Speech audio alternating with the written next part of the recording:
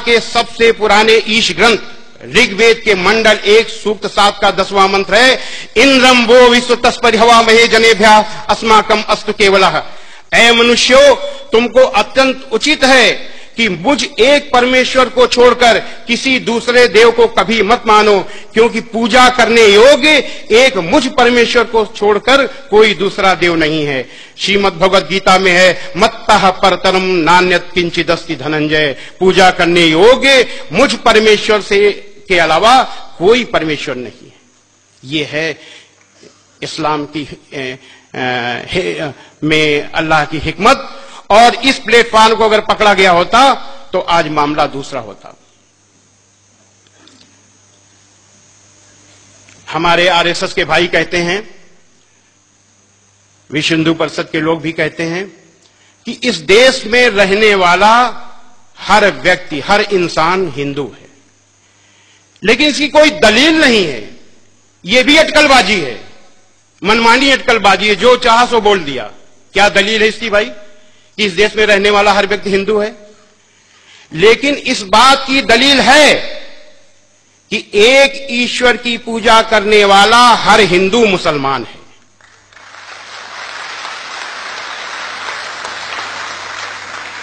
हम, आप लोग नौजवान हो, हम आप लोगों से अपील करना चाहते हैं कि मुसलमान दूसरों को सबसे अधिक प्रभावित कर सकते हैं। कब?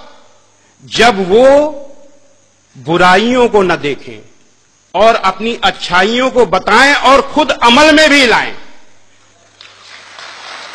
क्या बताएं? क्या बताएं?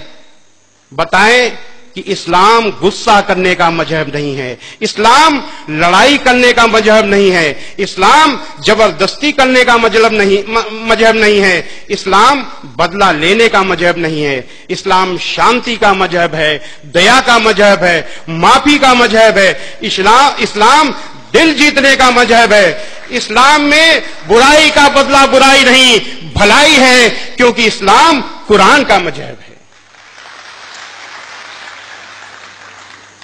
हजरत मोहम्मद सल्लल्लाहु अलैहि वसल्लम पर कुरान उतरी, उतरने के बाद आपके दिल में उतर गई, दिल से उतरने के बाद आपके कर्मों में उतर गई।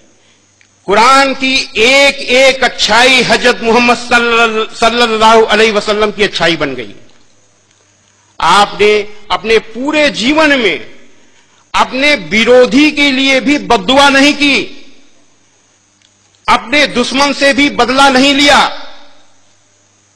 जरा ध्यान दीजिए, हजरत मोहम्मद सल्लल्लाहु अलैहि वसल्लम ने उस व्यक्ति से भी बदला नहीं लिया जिसने आपकी प्यारी बेटी को ऊंट से गिराकर मारने की कोशिश की।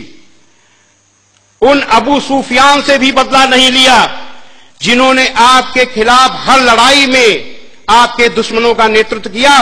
उहद की लड़ाई में जिसमें आपके बहुत से अनुयायी, बड़े बड़े अनुयायी शहीद हुए, आप खुद बुरी तरह घायल हुए, उस लड़ाई में भी नेतृत्व कर रहे थे अबू सुफियान। ऐसे अबू सुफियान को फतेह मक्का के दिन आपने न केवल माफ किया बल्कि ऐलान किया कि अबू सुफियान को माफी, और जो अबू सुफियान के घर में दाखिल हो जाए उसे भी माफी, जो मस्जिद में दाखिल हो जाए उसे माफी, और जो अपने घर के दरवाजे बंद कर ले उसे भी माफी। यानी किसी न किसी बहाने सबको माफी। क्यों? क्योंकि अल्लाह का हुक्म था। क्या हुक्म था? कुरान मजीद के सूरा नंबर 7 आयत नंबर 199 में अल्लाह का हुक्म है, ऐ मोहम्मद माफी का तरीका अपनाओ और भलाई का हुक्म देते रहो और अज्ञानियों से किनारा कर लो। हजरत मोहम्मद सल्लल्लाहु अलैहि वसल्लम ने तो माफी का तरीका अपना लिया, लेकिन आपके अनुयायियों ने उस तरीके को नहीं अपनाया। मुसलमानों ने किसको अपनाया? गुस्सा, गुस्सा और गुस्सा, बदला, बदला और बदला। कितने बड़े दुख की बात है, जिन हजरत मोहम्मद सल्लल्लाहु अलैहि वसल्लम के लिए लाखों लाखों करोड़ों लोग अपनी जान न्यौछावर करने के लिए तैयार हैं, अपनी जान देने के लिए तैयार है, खुशी खुशी उन्हीं हजरत मोहम्मद सल्लल्लाहु अलैहि वसल्लम के तरीके को अपनाने के लिए तैयार नहीं है। ये बहुत बड़े दुख की बात है।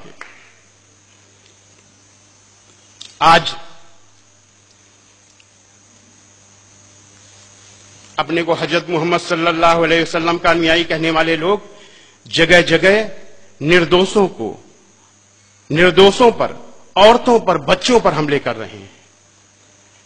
कितने दुख की बात है।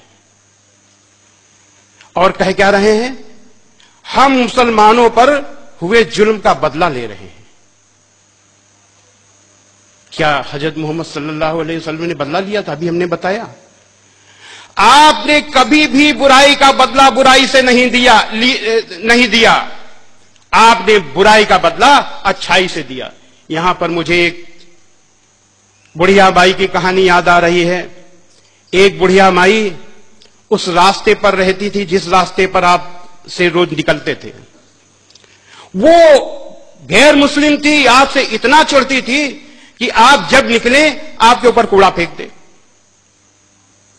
एक दिन आप निकले, कूड़ा नहीं गिरा, दूसरे दिन कूड़ा नहीं गिरा, तीसरे दिन कूड़ा नहीं गिरा।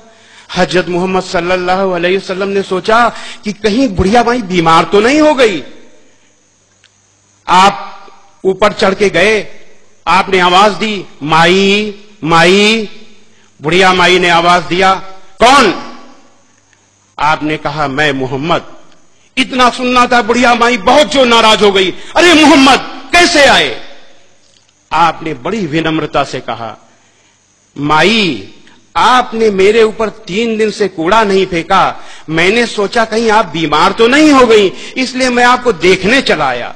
इतना सुनना था कि बुढ़िया माई बड़ी जोर जोर से रोने लगी और कहने लगी, ऐ मोहम्मद आप कितने अच्छे हो, मैं कितनी बुरी हूं। मैं आपके ऊपर रोज कूड़ा फेंकती थी और आप मेरा हाल लेने आए हो, और आखिरी वक्त आपकी अनुयायी बन गई। ऐसे थे हजरत मोहम्मद सल्लल्लाहु अलैहि वसल्लम। ऐसा है इस्लाम, ऐसी यही है कुरान। मैंने क्या बताया कि एक एक कुरान की एक एक अच्छाई हजरत मोहम्मद सल्लल्लाहु अलैहि वसल्लम की अच्छाई बन गई। जो भी आपका काम होता था वो कुरान के अनुसार होता था।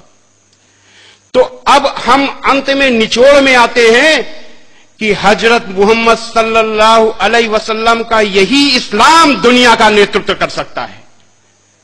लेकिन तब जब ये इस्लाम सबके अमल में आए, तब तो चुनना अब तय आपको करना है, दुनिया के मुसलमानों को तय करना है कि वो हजरत मोहम्मद सल्लल्लाहु अलैहि वसल्लम का इस्लाम अमल में लाना चाहते हैं कि अपना इस्लाम अमल में लाना चाहते हैं।